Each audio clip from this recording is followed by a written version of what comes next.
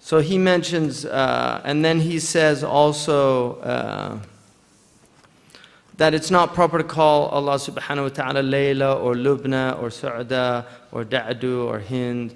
You'll find in Sufi poetry, kinayat, they will use الشمس بدا من عالم الغيب ضوءها أم انكشفت عن ذات ليلى ستورها.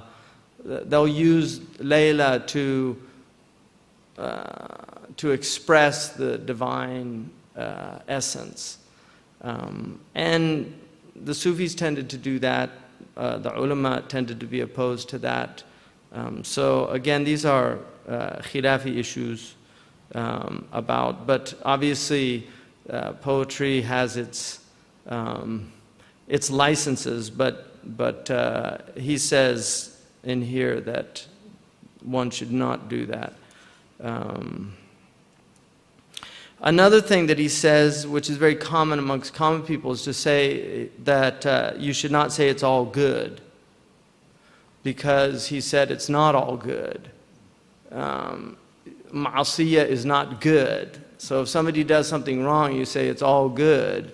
It's an inappropriate expression to say, or whatever Allah does is good. مَا يَفَعَلُهُ اللَّهُ خَيْرٌ, because Allah creates shar as well.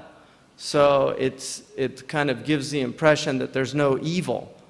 And there's evil. So there عَجَبًا لِأَمْرِ الْمُؤْمِنِ فَإِنَّ أَمْرَهُ لَهُ كُلُّهُ خَيْرٌ. It's a hadith in Sahih Muslim that Suhaib al-Rumi relates about, wondrous is the affair of the mu'min because his affair is all good. In other words, everything, even the evil, will actually turn out to be good. So it's a statement about the end result, as opposed to it doesn't mean that there's not shar along the way, because that's just the human condition. So he says you have to be careful about that, saying that as a blanket statement, because it's true from one perspective, but it's not true from another perspective. And what he says is it can make common people think something wrong.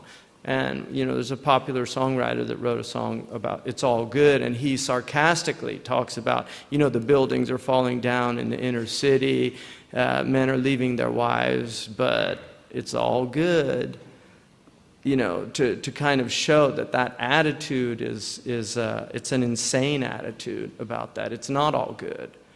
There's good and evil in the world, and we should be doing our best to oppose what's wrong. So. And then he says also to tanaji ithnain or more and leave out a person. So when two people are talking and there's a third person, you shouldn't be speaking in a foreign language, or you shouldn't be excluding them from the conversation. If it's a private conversation, then you need to let somebody know we're having a private conversation,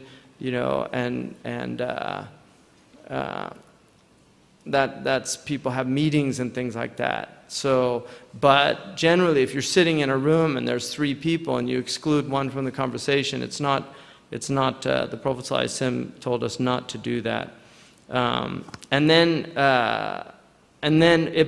if there's two and two, then it's acceptable. So it's just leaving one person out because it'll engender sadness in them and they'll feel left out. So if he's sitting with somebody else and the two people are in the room and another two, they can have their own conversation. So it's perfectly fine to have the conversation. So that has to do with just watching the sensibilities of people and not upsetting people, or one group with another group. And then he says, as long as there won't be a fitna from that or something like that.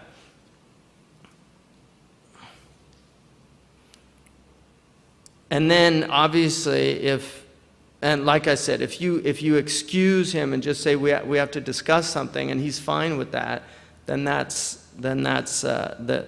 the prohibition is removed on that case. And it's a karaha for that. Unless there's concern about the third person who thinks that you're plotting against him.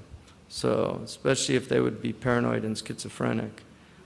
because people will start thinking you're talking about them. That does happen.